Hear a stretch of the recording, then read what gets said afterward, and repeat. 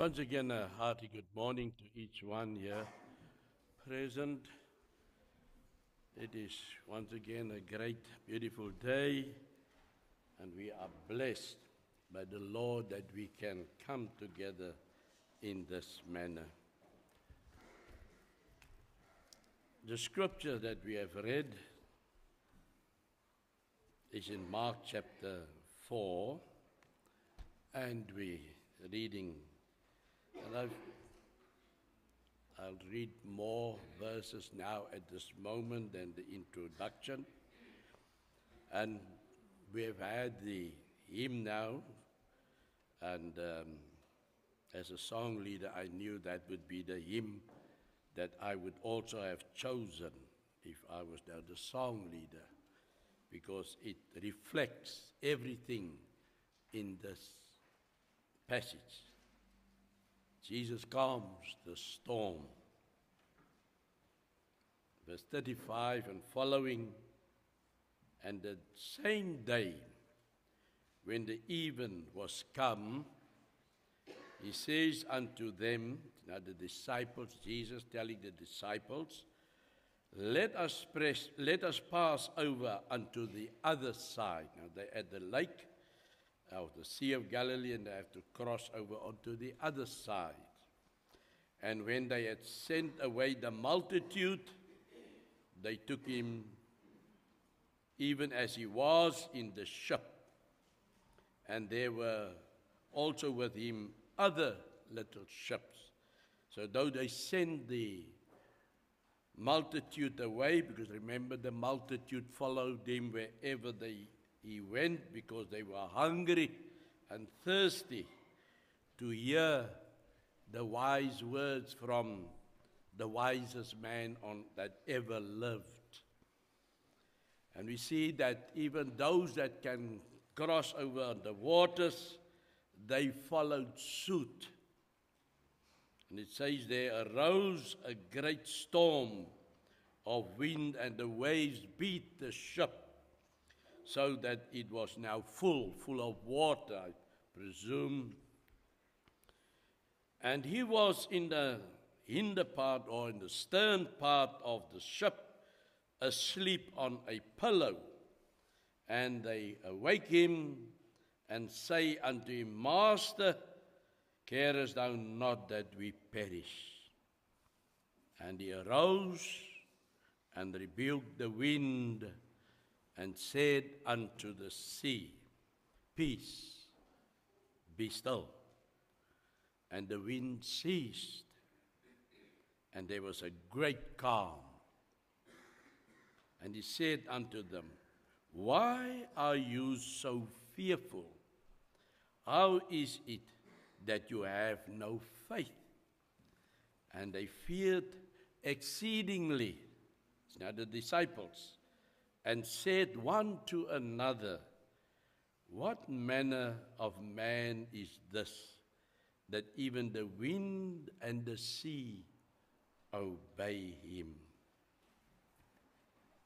I'm sure if we were in that boat, we would have also have been confused, amazed, or really battling with our thoughts, because who has this power? Now, as we recall, these are fishermen. They are used to storms.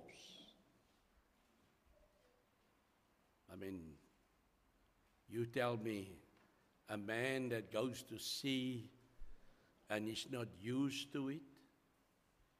So, it must have been a storm that was unusual. So sometimes in our life also it happens that we must master that which is beyond our control. In John 6, in 2 Corinthians 11, you know, the Apostle Paul is always for us a example. And we see that this man had to go through trials and tribulations. We are doing Wednesday evenings the study on the life of the Apostle Paul, and we have already been made aware of all the hardships that he had to go through. Now in 2 Corinthians chapter 11, it is a testimony. This chapter stands as a testimony of all the trials and tribulations that he had to go through. It says here, 3 times I was beaten. It's now 2 Corinthians 11, 25 to 27. 3 times I was beaten with rods. Once I was pelted with stones. 3 times I was shipwrecked. In other words, he had storms on his journeys. I spent a night and a day in the open sea. I have been constantly on the move. I have been in danger from rivers, in danger from bandits, in danger from my fellow Jews, in danger from Gentiles, in danger in the city, in danger in the country, in danger at sea, and in danger from false believers. I have labored and toiled, and have often gone without sleep. I have known hunger and thirst, and have often gone without food. I have been cold and naked. This is storms that have tested the man of God in his pursuance, in his obedience to the command which Jesus has said. I will prove to him what a good soldier of the cross must go through. He did it. Him, Paul, the Apostle Paul, when he was still Saul, stood and persecuted the church, the believers, because he was zealous for that which was worthless. So much so that he would call it, I pursued dung. It's another name for that which is left behind from animals. That's what he called, which he has put on his first agenda, the law of Moses. But there was this, the law of Christ. And it is because of his endurance and facing the storms that he could pen this down. Jesus himself said in John 16 and verse 33, these things I have spoken unto you, that in me you might have peace. In the world you shall have tribulation, but be of good cheer. I have overcome the world. Now when you take this verse in perspective, it seems like Jesus is saying, if you belong to me, you will always have peace. But if you are in the world, there is no peace. There's trials and tribulations. Let's read it. These things I have spoken unto you, that in me, that is in Jesus, you might have peace. But in the world you shall have tribulation. So if you're not in the world, where are you? You're at Jesus' feet. And according to this world, you will have peace. But he says, but be of good cheer. I have overcome the world. Does it make sense to us? Listen what the Apostle Paul reflects in Acts chapter 14 and verse 22.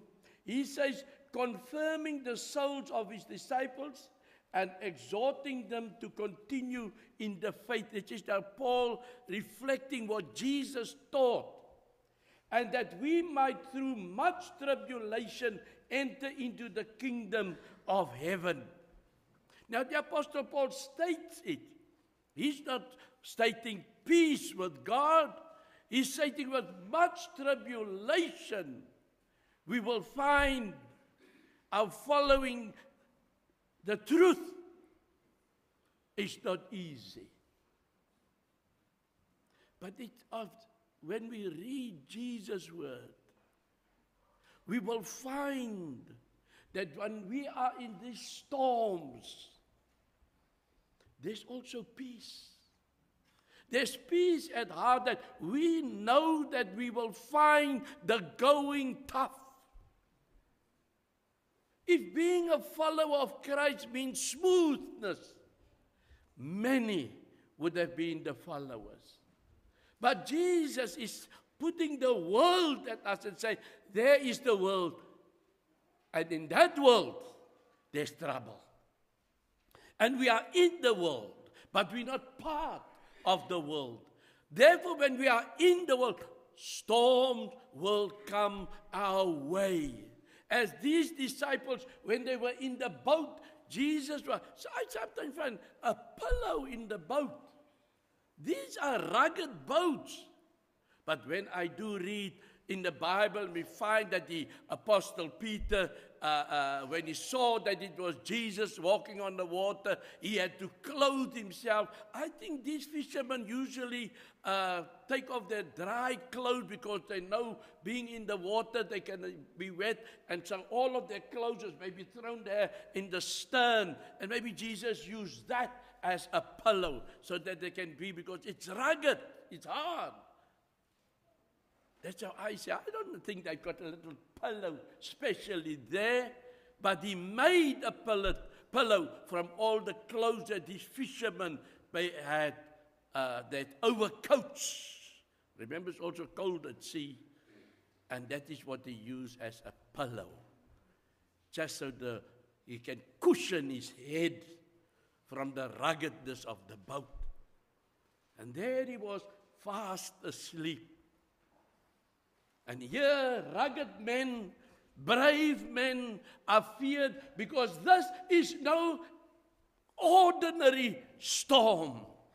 They have gone through many storms in their years, but this is a special storm. This is a storm of testing of the faith of man. And so in our life also, we can master a car that broke down, a car that got a puncture. We can master a child that's giving us problem. But there is sometimes that we are faced with a storm that touches us deeply. And we want to say, oh Lord, am I not a follower of you? And why am I being tested in this way? But God, Christ, there's peace, but in the world you will find tribulation, and that's what we read. That Jesus is saying, by me you will always have peace of mind. But in the world you will face tribulations.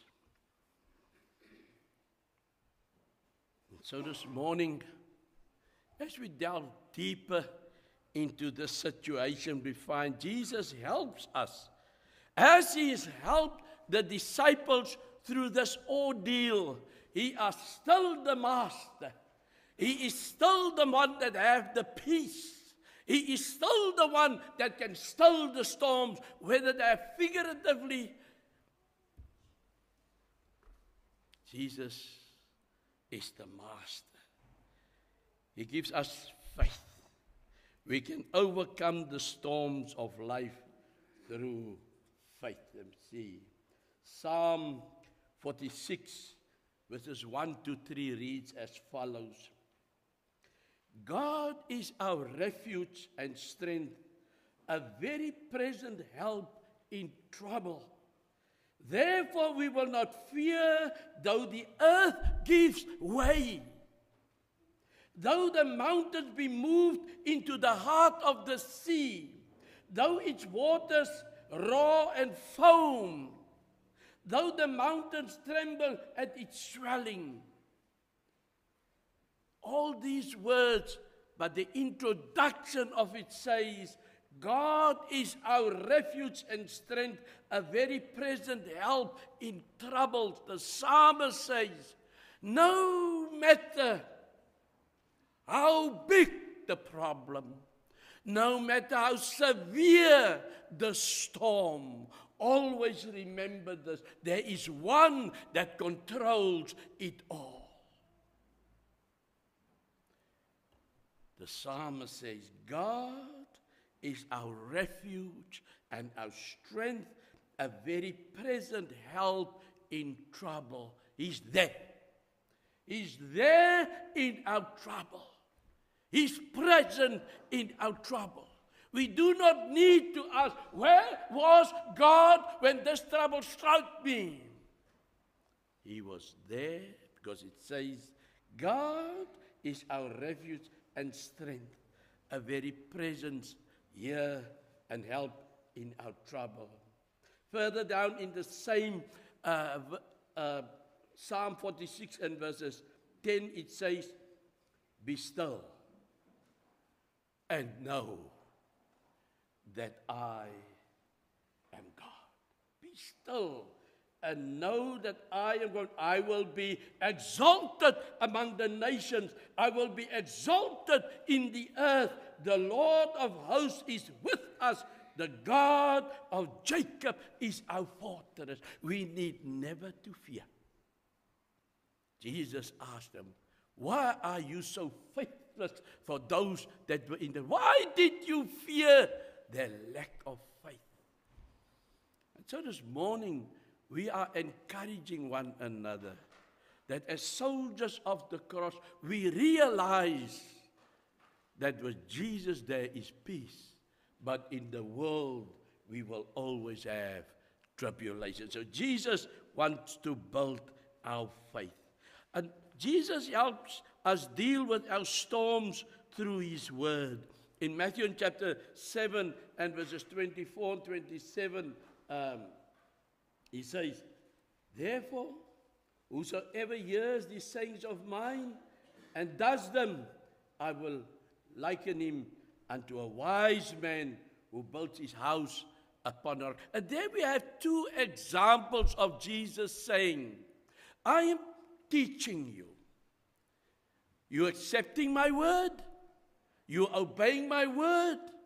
You take my word unto yourself. You are wise. It's like a man building his house on the rock. And when the storms of life came, look, when the storms of life came up unto that house, it stood firm. And then he said, but the one that listens to my words and does not do it, does not hearken unto it, that use it, well, it goes in by the one ear and escapes through the other ear. It says, it's like a man that builds his house, but he builds it on the sand. And then the storms of life comes against that house, and the house cannot stand. His foundation is weak. It falls, and his loss was great. You see, Jesus wants us to encourage us through His Word. Easy to say. The rock stood. The storms came. The sand, we know today. You do not build a house that way. But Jesus is saying there's some in this world that is typical. Listening to the word, listening to the exhortations, listening to the encouragement, listening to great examples, yet they walk out by the door and say, I can face the music. It does nothing to me. That is all Humpty Dumpty stuff out there. But when the storms of life really hit your house, will it stand? If you, with the Lord, when He says, I have the peace, the world's got the tribulation, I have the peace. God is our refuge, says the psalmist. He is the one that's giving us all the honor. Through prayer, Jesus helps us deal with the storms of life through our prayers. And in Hebrews 4 and verses 14, he says, Hebrews 4 verse 14 says, seeing then that we have a great high priest that is passed into the heavens, that's now Jesus Christ our Lord, Jesus the Son of God, let us hold fast our profession, our repentance, when we went through the waters of baptism, we must first confess. Let us hold fast to that. When we said, I am mine no more, you are everything to me. For we have not an high priest which cannot be touched with the feelings of our infirmities, but was in all points tempted like as we are, yet without sin. Jesus, through prayer, he says, we were tempted like as Christ, but he came through on the other side without sin. Many of us lose our faith when the storms of life. He says, let us therefore come boldly unto the throne of grace, that we may obtain mercy and find grace in times of need. We have a high priest. A high priest intercedes for our shortcomings. And here the Hebrew writer says, we've got this great high priest, and he was tested like as us, yet he sinned not. So let us not, when the storms of life comes about us, and let us not be filled with fear, but let us be filled with faith. Philippians 4, verses 6 to 7, has this to encourage us through prayer. He says, don't worry about anything. Instead, pray about everything. Tell God what you need and thank Him for all He has done. That is Paul writing to the Philippians.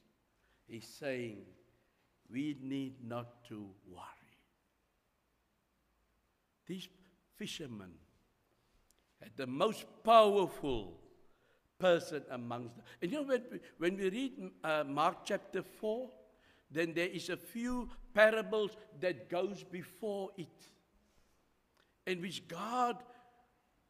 Jesus explained to them.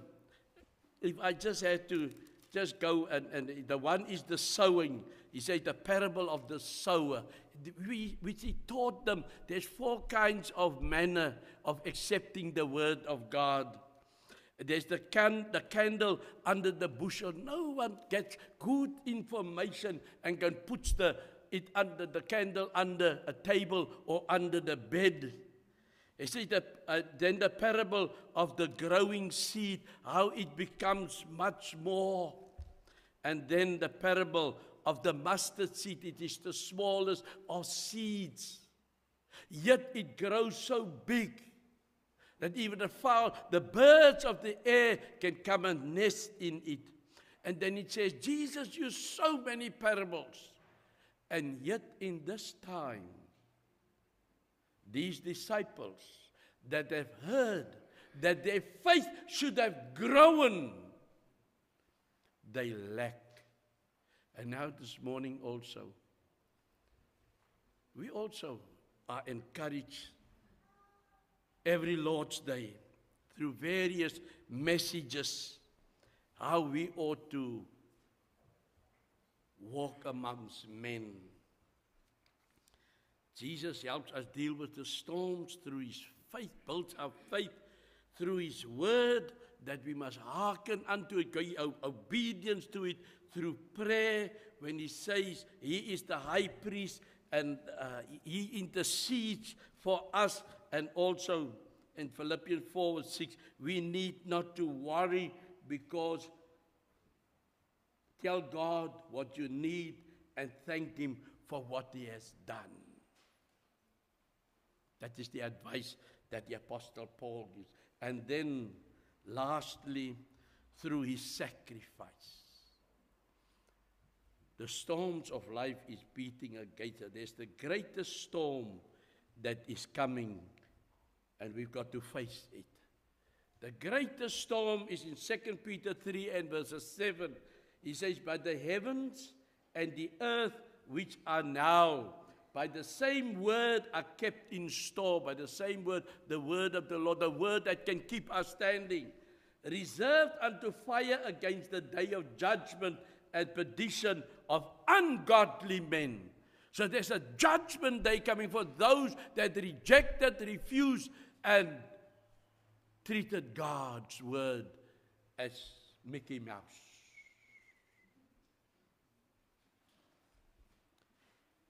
Second Peter 3 and verse 10 says, "But the day of the Lord will come as a thief in the night, in which the heavens shall pass away with a great sound, and the elements shall melt with fervent heat.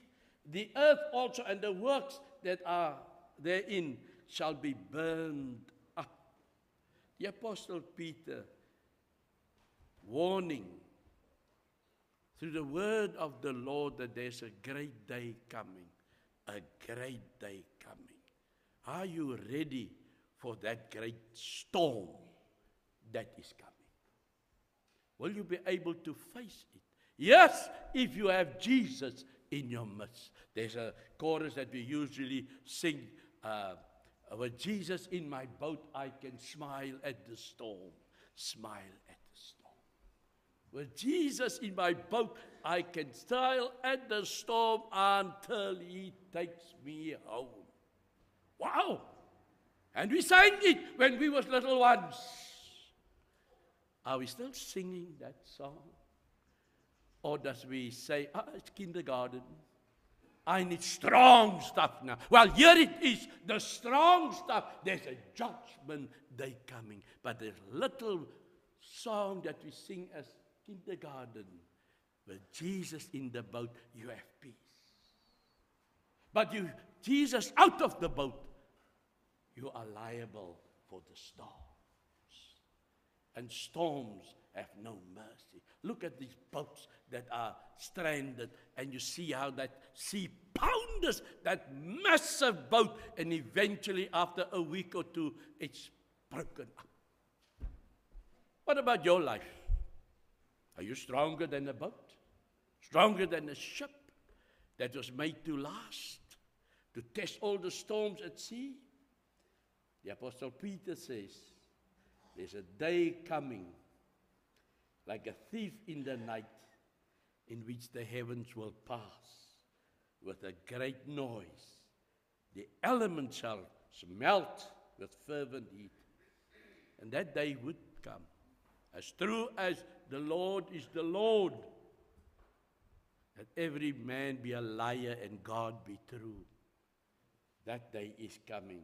Romans 5 and 6 would say, "For when we were yet without strength, in due time Christ died for the ungodly." Yes, while we were in the world, we needed salvation, but only through Christ. It says, "For scarcely for a righteous man will one die, yet peradventure for a good man should some even dare to die. But God commanded His love towards us, in that while we were yet sinners, Christ died for us." That is what Jesus did for us. So this morning, again, the disciples was at sea. A storm arose. They became fearful because they did not expect such a severe storm. And we are also tested in this life. by storms. And I pray the Lord that He will give you the strength to survive that storm. And He will give you the power to go through that storm. But if you do not have Jesus in your life, you are prone to disaster. Revelation 20 and 12 says, "And I saw the dead, small and great, stand before God, and the books were opened, and another book was opened, which is the book of life, and the dead were judged out of those things which were written in the books according to their works. And whosoever was not found written in the book of life was cast into the lake of fire." That's the last. And so, my dear friend, brother and sister, let us remember the words of the Lord Jesus Christ. "I have come that you may have life, and that you may have life abundantly." It is there for us this morning. Irrespective of the storms of life, Jesus has come so that we can have life. And so we can have our invitation hymn this. And consider the words of the hymn. Consider. What is the